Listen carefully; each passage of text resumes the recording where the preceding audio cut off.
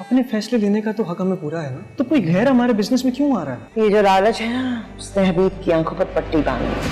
मैं तो कदम उठा लिया, जो होगा देखा जाएगा। आप ना सिर्फ अपने बारे में सोचती हैं, बाकी लोग जाएं भाड़ में। अभी बहुत गुरूर है ना आपको खुद पर, मुझे ये गुरूर टूटता हुआ नजर आ रहा है। तो जो आग तुमने लगाई है ना, बहुत जल्द तुम इसमें जलकर राख हो जाओगे।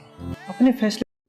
अस्सलाम वालेकुम नाज़रीन, ड्रामा सीरियल मायरी की नेक्स्ट एपिसोड में आप देखेंगे कि ज़हीर साहब के चले जाने के बाद तो इस घर के माहौल की काया ही पलट जाती है। अब एनी के साथ तो जो हो रहा था सो हो रहा था, वो अपनी लड़ाई लड़ रहे थे और इधर फ़ाखर अपनी जान खुद लड़ रहा है, मगर एनी और फ़ाखर के अल्फाज दोनों ही बेबस हो चुके हैं। फ़ाखर स्कूल से आया तो गुस्से से बैग पहनता है। एनी अब जो घर पर बैठे पढ़ाई को वक्त दे रही थी, फ़ाखर का ये रवैया देखकर परेशान हो गई कि मालूम नहीं कि अब क्या बात हो गई है। अब ऐसे में फ़ाखर जिसे हो सकता है कि ये इल्म हो गया हो कि हमारे बिज़नेस में इन्वेस्ट करने वाला है, तो वो अपनी माँ के पास गया तो काफ़ी इमोशनल होता है।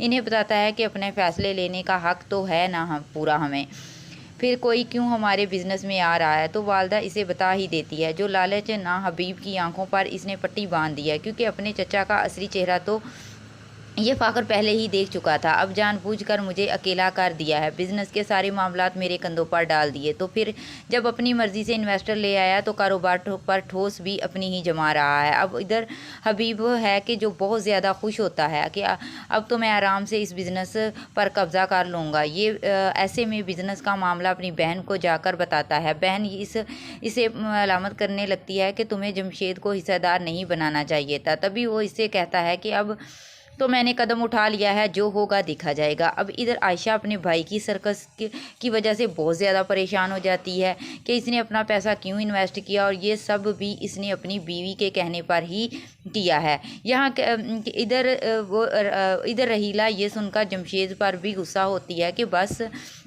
आप सबको तो अपने बारे में सोचने की पड़ी हुई है, बाकी सब जाए भाड़ में। अब ये आयशा उस पर मसाला पीस रही होती है और साथ साथ रोती है कि मेरा साथ तो कोई वफा नहीं कर रहा, मगर ऐसे में इसने तो इस मुश्किल वक्त में इसने समीना को अकेले छोड़ दिया था। वो इसका हिसाब एहसास भी नहीं करती, वो इसके ख़िलाफ़ हो गई थी, बल्कि इसने इसे कारोबार पर अपनी मियाँ बीवी की ठोस जमाती है कि ये कारोबार तो हबीब का होना चाहिए था। खैर अब भुगते भी यही रहे हैं।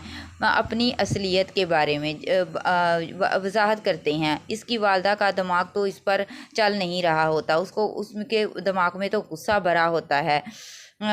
इसे इल्म हो चुका है कि इन्वेस्ट तो और नहीं किया तो जमशेद है, और ये सब कुछ इसने इसलिए किया होगा कि हबीब को हिस्सेदार बना सके, ताकि अपनी भाई और शौहर के साथ पूरा कारोबार पर कब्ज़ा जमा ले। जब भी वो आयशा के पास आती है, मगर ये आयशा तुम से बात सुनने लगती है। बहुत गरूर है ना आपको खुद पर, मुझे ये गरूर टूटता हुआ नज़र आता है। तो समीना भी इसे खरी खरी सुना देती है, जो आप तुमने लगाई है ना, बहुत जल्द तुम इसमें जलकर राख हो जाओगी। आयशा के साथ होना भी तो यही है।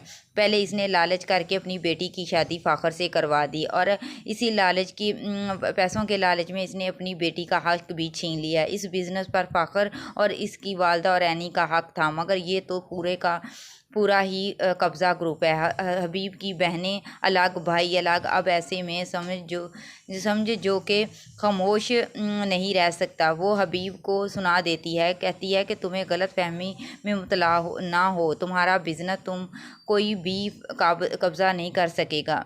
ये सुनकर हबीब, जो कि बड़ी खुश फहमी में था, इसकी तो हंसी गुल हो जाती है, और अब वो यही ठोस जमाएगा कि इन्वेस्ट मैंने किया है, इस कारोबार का तो सिर्फ़ और सिर्फ हकदार मैं हूँ, और फ़ाखर को तो संभालना नहीं आता। फिर आने वाली एपिसोड में आप देखेंगे कि एनी फिर अपना स्कूल ज्वाइन कर लेती है, वो अपनी स्टडी दोबारा से शुरू कर लेती है। अब व्यूअर्स, आपको क्या लगता है कि समीना और फ़ाखर इस बिज़नेस को बचा पाएंगे, या फिर हबीब और इसकी बीवी रहीला कब्ज़ा कर लेंगे या छोड़ देंगे? अब इसके मतलब आप अपनी कीमती राय का इजहार ज़रूर दीजिएगा, और मज़ीद ड्रामों के रिव्यूज़ के लिए आप हमारे चैनल को अभी से सब्सक्राइब कर लें। अल्लाह हाफिज़।